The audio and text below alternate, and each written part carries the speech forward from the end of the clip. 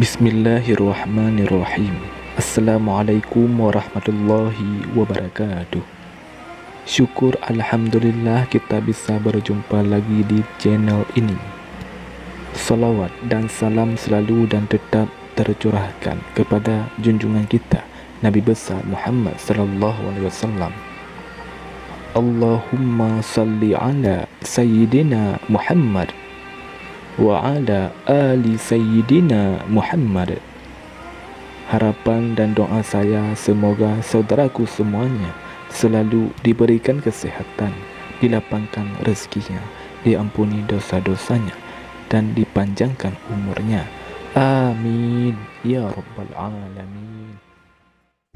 Saudara muslim yang dirahmati Allah Subhanahu wa taala, sebagian manusia bisa dengan mudah melakukan perbuatan dosa dalam kehidupan sehari-hari. Karena seringnya dilakukan, tindakan itu terkadang dianggap biasa sehingga tidak terasa seperti dosa, padahal dosa bukanlah perkara main-main. Allah Subhanahu wa taala telah menyiapkan dan memberikan balasan mutlak neraka bagi hambanya yang ingkar. Ternyata tanggung jawab terhadap dosa maksiat yang pernah dilakukan tidak terputus begitu saja meski sudah meninggal dunia. Selama perbuatan maksiat tersebut masih berdampak dan berpengaruh kepada orang lain, maka dosanya akan tetap mengalir kepada pelakunya.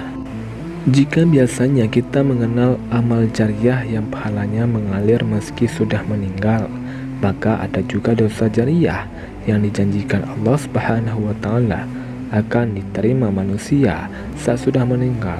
Seseorang akan tetap mendapatkan dosa karena perbuatannya semasa di dunia masih berpengaruh buruk terhadap orang lain. Padahal di alam barzakh manusia sangat membutuhkan limpahan pahala sebagai pertolongan mereka menunggu hari kiamat. Namun karena dosa jariah ini, mereka justru harus menanggung dosa-dosa yang dilakukan orang lain akibat pengaruh atas tindakan maksiat yang pernah ia lakukan semasa hidup.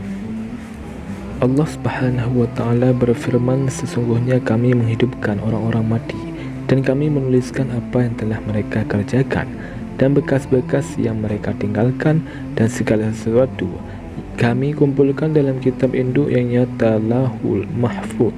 Quran Surah Yasin ayat 12. Saudara muslim yang dirahmati Allah Subhanahu wa taala, lantas apa saja dua dosa yang tetap mengalir meski sudah meninggal dunia? Yang pertama, menjadi pelopor maksiat. Pelopor merupakan orang yang pertama melakukan suatu tindakan sehingga yang lain turut mengikuti. Pengikutnya bersedia meniru baik dengan paksaan maupun tanpa diminta sama sekali. Kondisi ini akan sangat bagus jika menjadi pelopor untuk tujuan yang baik. Namun bagaimana jika menjadi pelopor maksiat?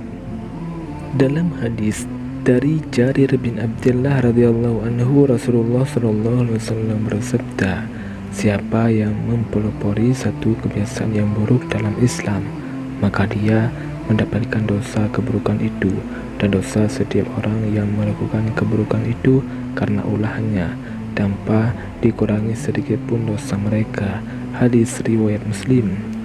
Orang yang menjadi pelopor ini sama sekali tidak mengajak orang di lingkungannya untuk berbuat maksiat serupa. Ia juga tidak memberikan motivasi kepada orang lain untuk mengikutinya. Namun karena perbuatannya ini ia berhasil menginspirasi orang lain melakukan maksiat serupa.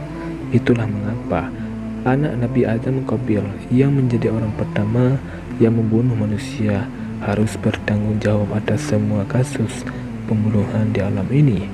Nabi Muhammad SAW bersabda, tidak ada satu jiwa yang terbunuh secara zalim, melainkan anak Adam yang pertama kali membunuh akan mendapatkan dosa karena pertumpahan darah itu.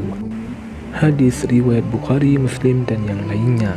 Tidak bisa dibayangkan bagaimana dosa yang akan ditanggung pelopor dan pendesain rok mini, baju you can see, penyebar video porno, dan masih banyak tindak maksiat lainnya.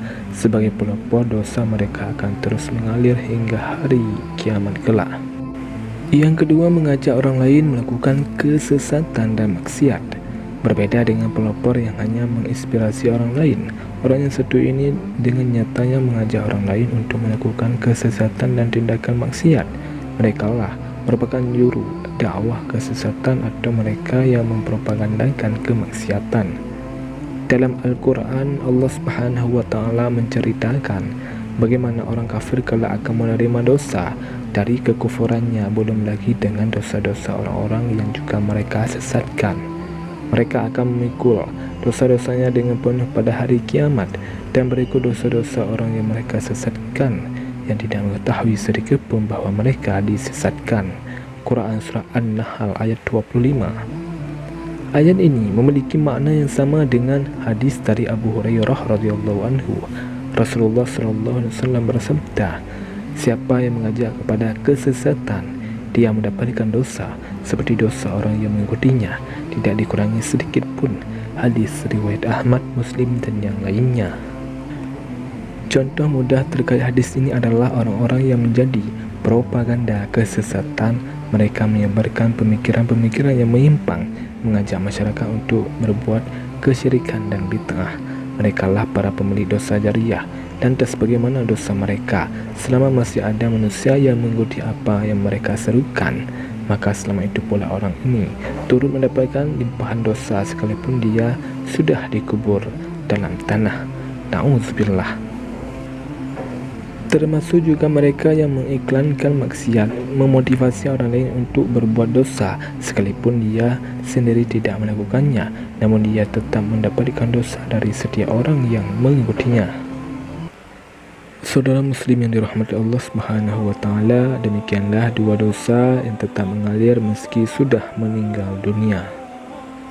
Semoga kita lebih berhati-hati dalam bertindak dan lebih banyak melakukan amal soleh dibanding dosa-dosa maksiat, karena hidup tidak hanya semata di dunia lalu selesai ketika sudah meninggal, namun perjalanan masih panjang untuk menuju kehidupan yang kekal.